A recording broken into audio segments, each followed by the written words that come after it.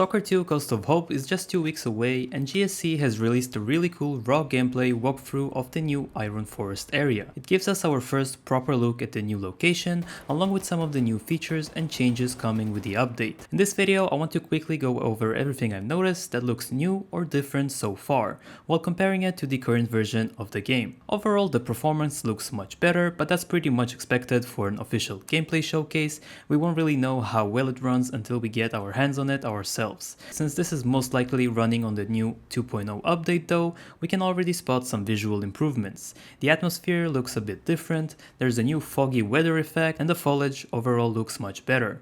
There's also a new yellow looking anomaly that I'm not familiar with. Maybe it's something from the older Stalker games that I'm not aware of, but personally I think the screen effect looks a bit strange, but that's just my first impression. Next we can see the artifact pickup animation has been slightly updated. Skiff actually takes a moment to inspect the artifact before picking it up, which is a nice little detail. We also get our first look at the new equipment slot for both the night vision goggles and the new binoculars. Maybe not a huge improvement, but we can definitely see the flashlight, which finally looks like it's doing what a flashlight should. Up until now, a lot of people compared it to a tiny pen light because it barely lit up anything in the darker areas. It's nice to finally see that being addressed. Another big change is that the offset aiming is now available on its own. Before this, it was only accessible while wearing the night vision goggles. I get why they did that from a realism perspective, but without NVGs or mods, you simply couldn't aim this way.